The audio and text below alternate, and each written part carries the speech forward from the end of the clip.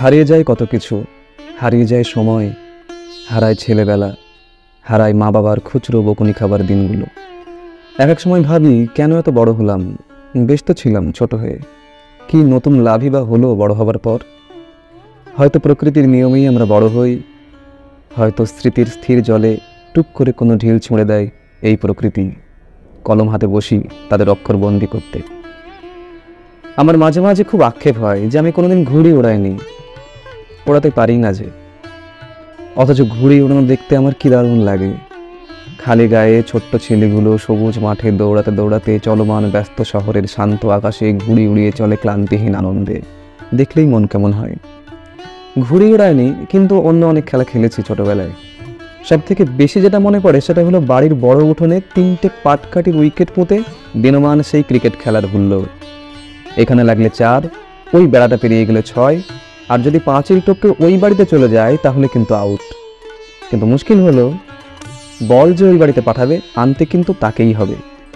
আহা, ফুরিয়ে গিয়েও মিলিয়ে যায় না রঙিন দিনগুলো। ছোট্টবেলায় খুব মনে পড়ে রামানন্দ সাগরের আলিফ লায়লার কথা। ন্যাশনাল চ্যানেল, সম্ভবত সোমবার রাত 9:30। সাদা কালো টিভিতে শুধু এই একটি অনুষ্ঠানের জন্য চাতক পাখির মতো সপ্তাহভর দিন গুনতাম। সন্ধ্যা থেকে গা হাত পা কাঁপত।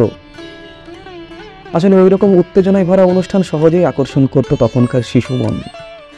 আজকের পার্সপেক্টিভে হয়তো অনেকটাই স্লো মনে হবে, কিন্তু আমরা কিন্তু বুঁদ হয়ে থাকতাম সেই সিন্দাবাদ, তালিব, মালিকা তাহুদি, মালিকা হামিরা, এদের স্বর্ণময় উপস্থিতির মধ্যে। কোনোদিন লোডশেডিং হলে ঈশ্বরকে কি করে ডাকতাম মনে আছে। আজকে প্রেমিকা হারালেও মানুষ সেভাবে ডাকে না। শেষ হয়ে যায়নি মুকেশ খান্নার শক্তিমান, কলকাতা দূরদর্শনের ছুটিতে গুপি বাঘা থেকে হিরেমানি। কেউ ছিনিয়ে নিতে পারবে না সোনামাখা দিনগুলো। অনেক কিছু মানুষ ভুলতে পারে না।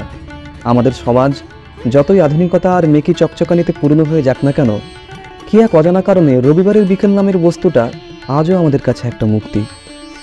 হাতে আমুল দুধ নিয়ে চেটে খাওয়ার যে স্বাদ, তার তুলনা আর কিছুতে নেই। শুধু ছিল সেই রবিবারের বিকেলে সারা সপ্তাহান্তে দূরদর্শনে একটি সিনেমা দেখার সেই শান্ত আনন্দে, যে আনন্দ আজকের স্যাটেলাইটের যুগে, ইন্টারনেটের যুগে সত্যিই বিরল। দিনগুলো যে আমাদের ছিল, আমার ছিল তার প্রমাণ হলো এখনও যে কলম ঘষতে ঘষতে চোখ মুহূর্তের মধ্যেই আবছা হয়ে আসছে, এবং এখন ভিডিও করতে করতেও, এবং সেই কারণেই সানগ্লাসটা পরা ঘরের মধ্যে। সবই আছে চারিদিকে, হয়তো প্রয়োজনের তুলনায় একটু বেশিই আছে, কিন্তু কিছু একটা নেই, কেউ একটা নেই। স্মরণে আসছে জীবনের প্রথম দিকের সেই স্কুল ব্যাগ নিয়ে স্কুলে যাবার দিনগুলো। তুলনা করতে বসিনি, কিন্তু বলতেই হচ্ছে ব্যাগগুলো এখনকার বাচ্চাদের তুলনায় অনেক হালকা ছিল। স্মরণে আসছে আমাদের জ্যোতির্ময় স্মৃতি বিদ্যানিকেতন, বাঁধানো বটের ঝুড়ি, স্কুলের সামনে ছোট্ট ঢোপের মতন সেই দোকানটা, তার পাঁপড়, আচার, বুনবুনি, চাটনি, স্কুলের সামনের সেই ছোলা দাদু, পটল জেঠুর সেই আইসক্রিম। কতদিন দেখিনি পটল জেঠুকে। আর স্মরণে আসছে সেই এক অতি বৃদ্ধা ভদ্রমহিলাকে, যিনি প্রায় ওই বাঁধানো বটের নিচে বসে থাকতেন, যিনি একদিন আমায় আর আমার এক বন্ধুকে ডেকে বলেছিলেন, হ্যাঁ রে, তোরা তো টিফিনে অনেক কিছু কিনে টিনে খাস, কালকে থেকে যদি মুড়ি বেচি তোরা খাবি তো? আমার দু চোখ ঝাপসা হয়ে যাচ্ছে এই কথাগুলো লিখতে লিখতে। সেদিনের পর আর দেখেছি বলে মনে পড়ে না সেই ভদ্রমহিলাকে। মনে পড়ছে গ্রীষ্মের দুপুরে আমাকে ঘুম পাড়ানোর জন্য মায়ের বকুনির কথাগুলো। মনে পড়ছে ভাঙা সাইকেল নিয়ে পাড়ার রাস্তায় একটু চক্কর মারার দিনগুলো। মনে পড়ছে আমার জীবনের সব থেকে প্রথম বিজন নামের সেই বন্ধুটিকে, যে কোথায় আছে, কিভাবে আছে, আদৌ বেঁচে আছে কিনা আমি জানি না। মনে পড়ছে বাবার কাছে হাতের লেখা শেখবার দিনগুলোর কথা।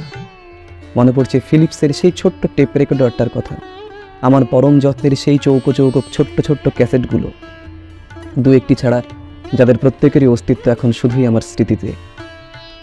আর মনে পড়ছে আমার সেই নিষ্পাপ আমিটাকে, যে কোনো নিমন্ত্রণ বাড়িতে গিয়ে মায়ের কাছে মিষ্টি কখন দেবে বলে গুমড়ে গুমড়ে মরত। বাবার বাড়ি ফিরতে দেরি হলে যে একটা ছোট্ট চিরকুট চিঠি লিখে মাকে দিয়ে বলতো বাবাকে দেবার জন্য, হয়তো লেখা থাকতো গুড নাইট।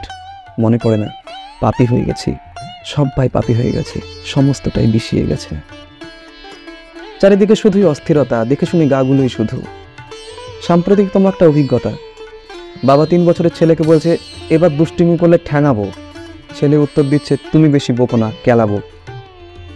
পাশে বসে থাকা এক ভদ্রলোক বললেন, তোমাদের মতো পরিবারে এসব কথা শেখে কি করে? তাছাড়া স্কুলেও তো এখনো যায় না যে কোনো বন্ধুর মুখে শুনেছে। উত্তর আসেনি। উত্তরটা তো সবার জানা।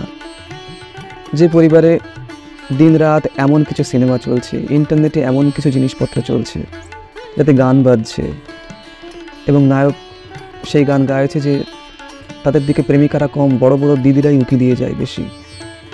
আর আধুনিকতার ধ্বজা উড়িয়ে সব থেকে বড় বড় মিউজিক চ্যানেলগুলো সেই গানগুলো প্রমোট করছে সারাদিন। করবো না বিয়ে যদি না পাই সেক্সি মেয়ে, এটাও একটা গানের লাইন আজকের দিনে। আর নায়কগুলোর মুখে অবিরাম কিসব ডায়লগ, এমন কেলানো না। অথবা মায়ের উপরে ক্ষুব্ধ নায়ক মায়ের উদ্দেশ্যে হাত মুঠো করে বিড়বিড় করে বলে উঠছে সালার মাকে। সেই পরিবারের ছোটদের মুখে এর থেকে বেশি আর কি আশা করা যায়? এখনকার নায়ক নায়িকারা যারা একটি সিনেমা আজ হিট করলে আগামীকালকে ভক্তদের জানিয়ে দেবেন কোন টুথপেস্টে সকালবেলায় দাঁত মাজে, এত মাথামুন্ডহীন নোংরা পরিচালনা, এই পাগলু তো ওই ছাগলু, ততোধিক বিকৃত গানের লাইন, তার সাথে নপুংসকের নাচ, এই না হলে আধুনিকতা? একটা মজা আছে এর মধ্যে। আবার আমরা যারা বড় তারা ওই 3 বছরের ছেলেটার মুখে ক্যালামো কথাটা শুনে বিশেষ কোনো পাত্তা দিই না, উপরন্ত মজাই পাই এবং বলি, দেখেছো কি পাকা ছেলে। আর সেই পাকা ছেলেটাকে আরেকটু অকল্পক্ষ বানাতে গৃহকর্মে ব্যস্ত মা সারাদিন তাকে বসিয়ে রাখছে কার্টুন নেটওয়ার্কের সামনে। যাদের পায়ে গড়াগড়ি খায় ফুলের মতন শৈশব, তাদের কেউ বলে দেবার নেই এটা দেখো ওটা দেখো না। যাই হোক, প্রসঙ্গটা চলেই আসলো মনের ভুলে। নিজেদের শৈশবের সঙ্গে এখনকার শৈশবের তুলনা করতে বসা এর রচনার উদ্দেশ্য নয়, তুলনা করা উচিতও নয়। দিন পাল্টিয়েছে, সিচুয়েশন পাল্টিয়েছে, সার্কামস্ট্যান্সেস পাল্টিয়েছে, তুলনা কেন আসবে? কিন্তু তবুও প্রসঙ্গগুলো চলেই আসে। 15-20 বছরে অনেক কিছুই যে চেঞ্জ হয়ে গেল। মন হঠাৎ ভারী হয়ে যায় পুরনো কথার ভিড়ে। সেই পুরনোগুলোর মধ্যে কলেজ জীবন নেই, ক্যান্টিনে গোটা গ্যাং নিয়ে লাল চা খাবার হুল্লোড় নেই, হঠাৎ করে হারিয়ে যাওয়া পুরনো প্রেমিকাও নেই। আছে শুধু নিষ্পাপ শৈশব। ফিরে যেতে কেনা যায় যে কোনো কিছুকে উপেক্ষা করে, এমনকি জীবনের সব থেকে দামি সম্পদকে উপেক্ষা করেও প্রত্যেকটি মানুষ চায় শৈশবে ফিরে যেতে, নতুন করে শুরু করতে আবার। তবে সব কিছু ছেড়ে দিয়ে অতীতের স্মৃতিচারণও খুব একটা কাজের কথা নয়। তবুও এই যান্ত্রিক কলুষিত সমাজে থাকতে থাকতে কখনো শৈশব নামক বস্তুটির জন্য চোখে জল এলে নিজের উপরই সামান্য গর্ববোধ হয়। বুঝি এখনো মানুষই আছি, রোবট হয়নি অ্যাটলিস্ট।